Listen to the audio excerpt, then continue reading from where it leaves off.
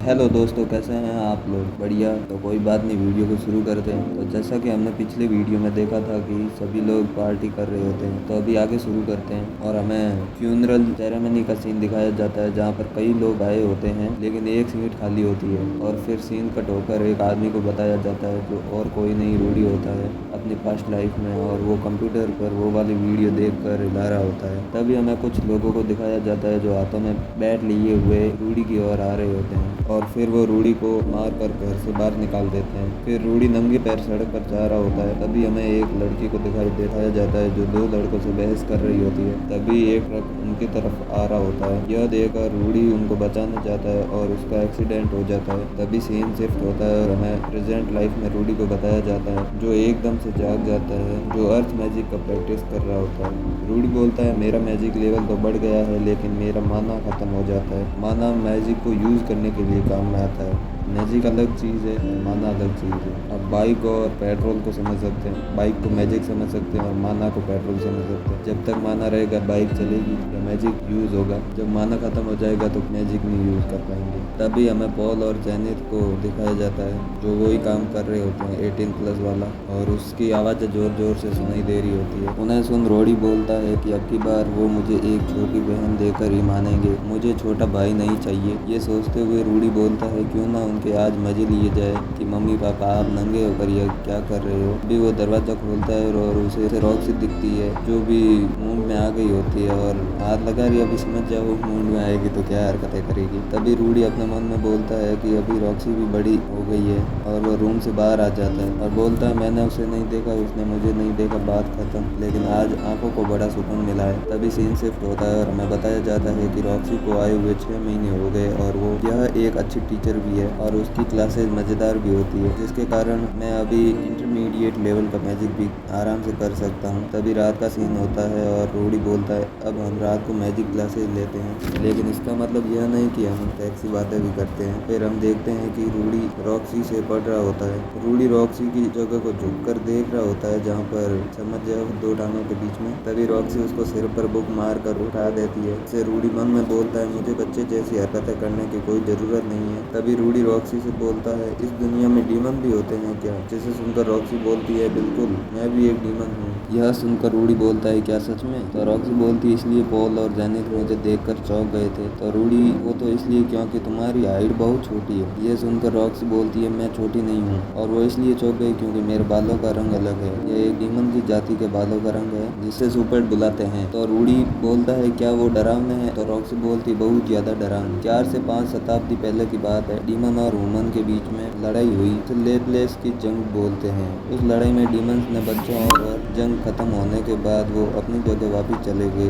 मुझे कई बार बचपन में बोला गया कि अगर तुम देर रात तक जागते हैं तो डीमन आएंगे और तुम्हें ले जाएंगे, इसलिए तुम्हें अभी सो जाना चाहिए। यह सुनकर रूडी बोलता है, इस दुनिया में भी वही कहानियाँ सुनाते हैं। तभी रॉक्सी बोलती है, ध्यान से सुनो, तुम कभी भी हरे बालों और के ललाट पर लाल मोती लगा हो उसके पास कभी नहीं जाओगे, और अगर तुम जाते हो तो तुम्हें और तुम्हारी फैमिली को मार दिया जाएगा। तो रूडी बोलता है, ठीक है, मैं आगे से ध्यान रखूंगा। तभी रॉक्सी बोलती है, मेरे बाल कभी कभी छाया में हरे रंग के दिखते हैं जिससे लोग मुझे डीमन समझ बैठते हैं। तो रूडी बोलता है, आपके बाल तो अच्छे हैं मास्टर। यह सुनकर रॉक्सी बोलती है, थैंक यू, लेकिन यह शब्द तुम्हें भविष्य में अपनी पार्टनर के लिए बोलने चाहिए। तो रूडी बोलता है, हो सकता है, लेकिन मैं अभी आपको पसंद करता हूँ। तो रॉक्सी बोलती है, अगर ऐसा है तो तुम्हें 10 साल बाद में मुझे यह बोलना चाहिए। तभी रूडी गुड नाइट बोलकर चला जाता है और हमें देखते हैं कि रूडी दरवाजा खोलकर झाँक रहा होता है, जहाँ पर रॉक्सी कपड़े उतारते हुए बोलती है, तुम्हें डीमन उठाकर ले जाएंगे अगर लेट तक जागते रहे। तो रूडी वहाँ से चला जाता है। फिर हमें बताया जाता है, रॉक्सी को आए हुए 1 साल हो गया है और रूडी का मैजिक लेवल भी अच्छा होता जा रहा है, और अभी रूडी को माना की भी कोई चिंता नहीं है। लेकिन दूसरी तरफ वह तलवारबाजी में उतना अच्छा नहीं कर रहा था। उसके पापा उसे एक पत्थर काट कर खाते हैं और बोलते हैं, बस तुम्हें ऐसे ही तो करना। यह देखकर रूडी भी एक ट्राई करता है, लेकिन उसकी लकड़ी की तलवार टकरा कर उससे ही लग जाती है। यह देखकर उसके पापा बोलते हैं, गधे, ऐसे नहीं, पैर को सही रखो। तभी रूडी बोलता है, मैं अभी 4 साल का ही हूँ, मेरा शरीर इतना मजबूत नहीं है,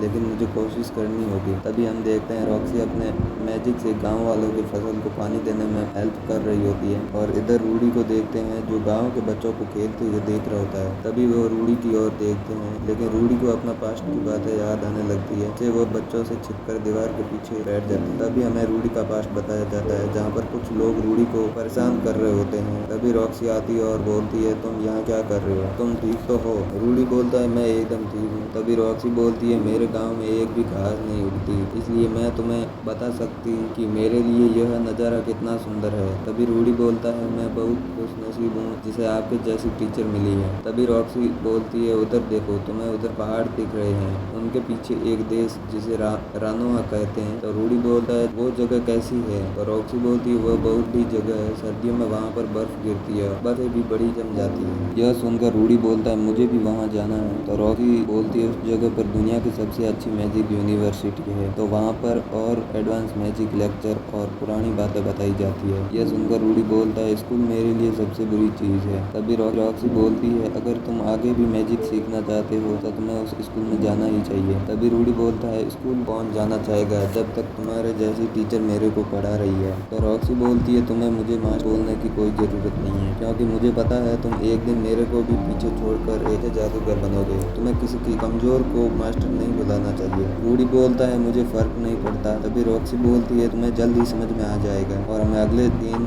में बताया जाता है रॉक्सी मैजिक को यूज़ करती है, लेकिन वो नहीं कर पाती है। तभी हम देखते हैं कि रॉक्सी को आए हुए 1.5 साल हो गया है और इस देश में कोई बर्थडे भी नहीं मनाता हर साल। लेकिन इसका मतलब ये नहीं कि वो बिल्कुल भी सेलिब्रेट नहीं कर। ये लोग 5 से 10 से 15, 15 से 20, 5 साल के गैप में हर एक बार जन्मदिन मनाते हैं। और हम देख रहे हैं कि रूडी का आज 5 साल हो गया है, तो उसका आज जन्मदिन है। रूडी बोलता है, मैं इस दिन को भूल ही गया था। तभी हम देखते हैं कि पॉल रूडी को एक शॉर्ट गिफ्ट में दे जो काफ़ी भारी होती है और बोलते हैं, तुम्हें इसे संभाल कर रखना चाहिए, क्योंकि एक दिन जो भी तुम्हारे करीबी होंगे उन्हें तुम्हें बचाना ही होगा, इसलिए तुम्हें तलवार उठानी ही पड़ेगी। जादू कभी भी क्लोज रेंज में काम नहीं आता। और जेनिथ रूडी को एक बुक गिफ्ट में देती है। इसे देखकर रूडी काफ़ी खुश हो जाता है और बोलता है, मुझे यही चाहिए थी। फिर हमें रॉक्सी को दिखाया जाता है जो एक जादुई छड़ी लिए हुई खड़ी होती है और उसे रूडी को दे देती है और बोलती है, ये तुम्हारा गिफ्ट है, इसका ध्यान रखना। तो रूडी बोलता है, इसका मैं ध्यान रखूंगा टीचर। रॉक्सी बोलती है, तुम 4 तरह के मैजिक सीख गए और 5 साल से पहले। तो रूडी बोलता है, यह सिर्फ आपकी वजह से हुआ है। तो रॉक्सी बोलती है, अब मेरे पास और कुछ भी नहीं बचा है जो मैं तुम्हें सिखा सकूं। कल तुम्हारा ग्रेजुएशन टेस्ट है। तभी हमें रात का सीन बताया जाता है और हम रूडी को देखते हैं खिड़की पर खड़ा हुआ बोलता है, जब भी मैं घर छोड़कर बाहर जाने के बारे में सोचता हूँ तो मुझे उस दिन की याद आती है। मुझे ऐसा लगता है जैसे यह कल ही हुआ हो। जब भी मैं मेरे कमरे से बाहर जाने के बारे में सोचता हूँ तो मुझे वही बात याद लगती है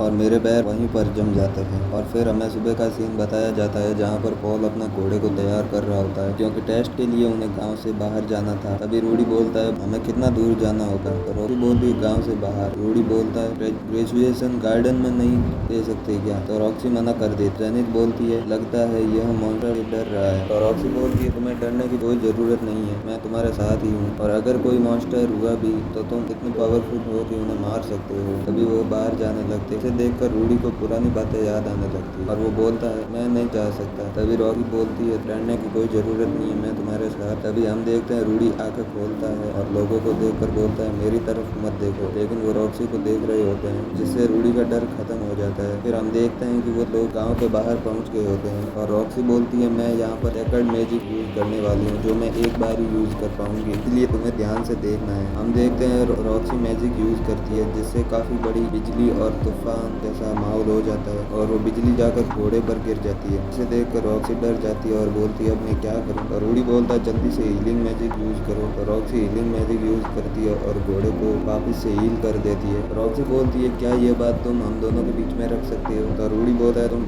टेंशन मत करो टीचर, मैं किसी को नहीं बताऊंगा। तभी रॉक्सी बोलती है, अब तुम्हारी बारी है, मैं कैरावेगियो जो घोड़े का नाम होता है की रक्षा करूंगी, तुम बेफिक्र होकर टेस्ट को पूरा करना। तभी रूडी उस छड़ी से मैजिक यूज करने लगता है जो रॉक्सी ने उसको दी थी और दूसरी तरफ रॉक्सी कैरावेगियो को शील्ड से बंद कर देती। रूडी का मैजिक काफी ज्यादा होता है, जिसे देखकर रॉक्सी बोलती है, मैंने नहीं सोचा था कि यह बच्चा इतना ज्यादा काबिल है। तभी हम देख रहे हैं कि रॉक्सी रूडी से बोलती है कि तुम्हें मेरे वाले से बड़ा मैजिक यूज करने को कब बोला था? यह सुनकर रूडी बोलता है, मुझे माफ करना, मेरा कोई ऐसा इरादा नहीं था। तभी रॉक्सी बोलती है, अब मेरे पास तुम्हें सिखाने के लिए कुछ भी नहीं बचा है, तुम्हें बधाई हो, second level water dark magic के लिए। तभी अगले सीन में हम देखते हैं कि सुबह जल्दी रॉक्सी तैयार हो जाती है और जेनिथ बोलती है कि तुम्हें अभी जाने की कोई ज़रूरत नहीं है, मुझे अभी भी तुम्हें काफ़ी रेसिपी सिखानी है। और पोल बोलता है गाँव वाले भी तुम्हें बहुत पसंद करते हैं। तभी रॉक्सी बोलती है आपका बहुत बहुत धन्यवाद, लेकिन मैं एक एडवेंचरर तो मुझे घूमना पसंद है। और बोलती है रूडी मेरे पास जितना भी ज्ञान था मैंने तुम्हें दे दिया है, मुझे आशा है भविष्य में तुम मुझसे भी अच्छा करोगे। तभी रूडी बोलता है मैं कितना भी क्यों न अच्छा कर लूँ, आप मेरे लिए हमेशा टीचर ही रहोगे। तभी रॉक्सी एक लॉकेट निकालती है और रूडी को पहना देती है। तो रूडी पूछता है ये क्या है, तो रॉक्सी बोलती है यह एक लकी चार्म है जो मेरे गाँव वालों ने मुझे दिया है। तो रूडी बोलता है मैं इसे संभाल के रखूंगा। तभी रॉक्सी सभी को अलविदा कहती है और चली जाती है, जिसे देखकर सब दुखी होते हैं। लेकिन रूडी बोलता है आपका बहुत धन्यवाद, आपने मुझे काफ़ी कुछ सिखाया, लेकिन सबसे बड़ी बात आपने मुझे बाहर ले जाने में मदद, आपकी वजह से मैं बाहर निकल पाया। और फिर सीन से होता है और लिलिया को दिखाया जाता है जो एक अंडरवियर पकड़े हुई थी। तो रूडी मन में बोलता है ये रॉकी की है, तो मैंने कुछ महीने पहले चुराया था, मुझे माफ करना रॉकी। तो गाइस एपिसोड हो गया है पूरा, चलो जाओ यहाँ से, मिलते हैं अगले वीडियो में। और अगर अच्छा लगे तो लाइक और सब्सक्राइब कर देना। Good bye and take care.